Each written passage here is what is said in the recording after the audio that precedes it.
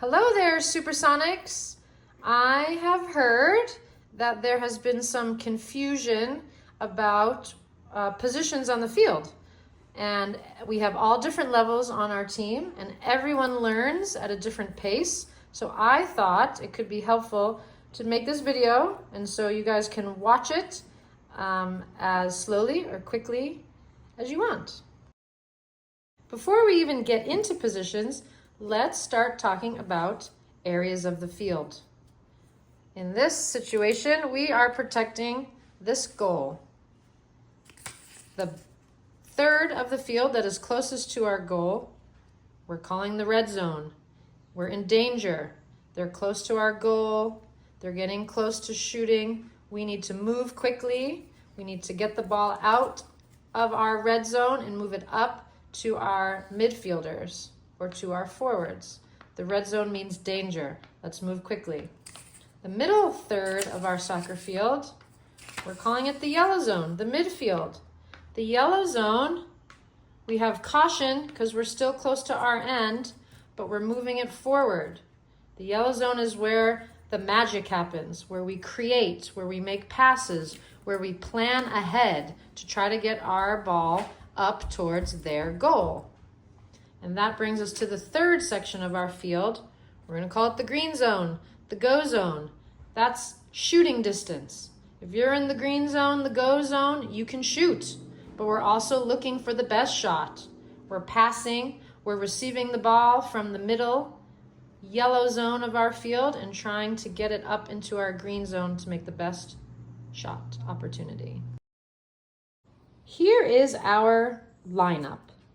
This is what we call a 3 defense, 2 midfield, 3 forwards.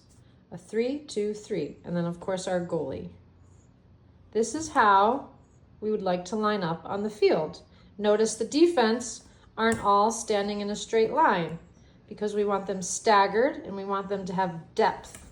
That way when the other team has the ball, it's harder to get past our defense. Our midfield, you notice, stays spread out. They're not next to each other, but they're staying in the middle of our field. Then we have our 3 forwards. Our center forward is the tip of our spear. It's the farthest player forward towards the other team's goal. Our other 2 forwards, our left and our right forward, are on the wings. See how far away and close to the wing they are? It is very important that our wingers, our left and right forwards, stay on the wings. Now let's add a ball and let's try to move together as a team down the field towards the other team's goal. We move as a team. So if our forwards are bringing the ball up, we also need to move up the midfielders and the defense. Because if we don't move up, we create a lot of space for the other team to control the ball. So as the ball moves up, we all move up together. Just like we move up as a team, when the other team gets the ball, we have to move back as a team. So as the red team approaches, we hopefully have one supersonic stopping the ball and the other supersonics dropping back to protect what could be the next pass from the red team. If we all stay up, it leaves our backfield open. And if we all stay too far back, it leaves our midfield very open. And how we should move and shift as a team. So in this scenario, our supersonic goalie is going to kick a goal kick and is going to kick it to our right defense. Because the ball is now on the right side of our field, we should be shifting slightly to the right. Everybody's shifting. But do you see how our wing is still closer to her side then to the middle or to the opposite side. So now when our right defense has the ball, they have options to pass to our center defense, to pass to our right midfielder, or to pass down the line to our right wing. Let's say she passes to the midfielder. Now the ball is in the middle of our field. So all the players should be shifting towards the middle. Notice the wings are staying wide. The defense is staying staggered. Our forward is moving up. Now our midfielder has to decide who to pass to. We can pass back to our center defense. We could pass forward and across to our other left midfielder. We could pass forward and middle to our center forward. We could pass to our wing. Let's pass to our left midfielder. Now the ball is moving towards the left side of the field. So we all need to shift to the left. That doesn't mean we all run all the way to the left. We're just shifting. Shifting means we're following the ball and moving as the ball moves. Now our midfielder on the left can decide who they want to pass to. Let's pass to the wing. Look how wide and open the left wing is. If our left wing was covered by somebody, our left midfielder could still pass to the left wing, but pass to space. So our left wing has the ball. So now we need to move up the field together as a team. So we are all keeping the same distance between each other. No gaps on this field. Now, as the wing brings the ball up, everybody's moving up. And now the wing can decide, I'm in the green zone. Can I shoot? Should I pass? Should I cross it to the weak side so our far wing can come in? Or am I too covered? Is everybody too covered? And I need to do a drop pass to our very supportive midfield. And heck, maybe even the midfield is wide open for a shot. We're in the green zone. Okay, now our midfielder decided to make a pass to the center forward. She was covered, and our opposing team, the red team, stepped in front and took the ball. The person who goes to the ball first is the person who's closest. In this situation, our center forward is closest. So they are the ones to put pressure on the ball first. If the red team speeds by that person, who's next closest? The left midfielder. Now the other team is moving down their field to the left. So just like in offense, we have to shift to the left. Still staying in our place and keeping equal space, but moving to help stop the ball. They get past the midfield. Our wing can help. They get past the wing. Our defense helps. When our defense stops the ball, we need our other defenders to cover the goal.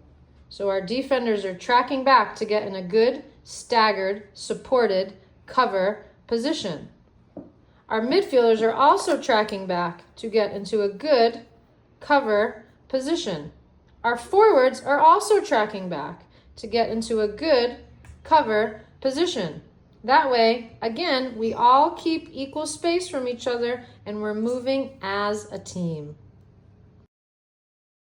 Let's go over a few other basic things that may be confusing to our soccer team.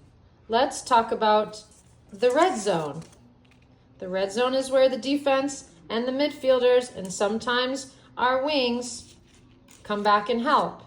So when we get the ball in the red zone, away from the red team, our best choice to safely get the ball out of our red zone is to clear the ball to the outside of our field. Because, as you can see, it is the area that has the most space. And space gives us time and the ability to make a good choice on where to send the ball. Outside, where we have our wing that's coming back, or our back defender to help, or maybe even that side midfielder. And when we clear the ball to the wing, remember, now we're on a side, so we all have to shift to help keep equal space and move together as a team. The next thing I'd like to talk about is a term I've used at practice called checking to the ball. Checking to the ball means putting yourself in a position, a better position, to receive the ball from a teammate. In this situation, our left midfielder has the ball, and we have 3 forwards that have the opposite team on them, but could potentially become a pass if we check to the ball. Checking to the ball does not mean coming all the way to your teammate, because that is too close to make a successful pass. Checking to the ball means to move in front of the other team and into a position where there's more space available.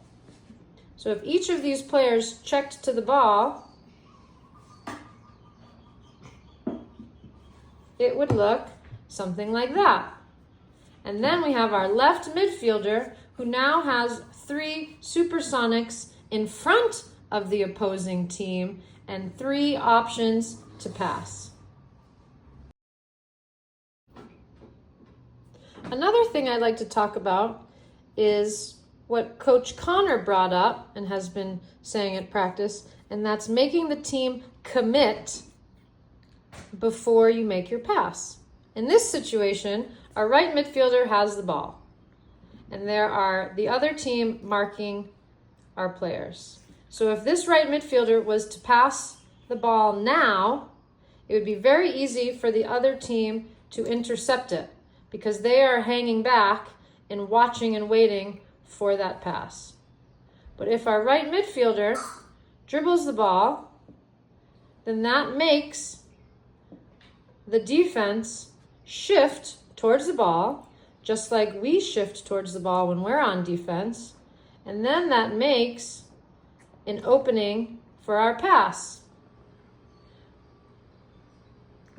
We can pass directly to the wing, or sometimes what works even better is to pass to open space, so our wing can run to catch up.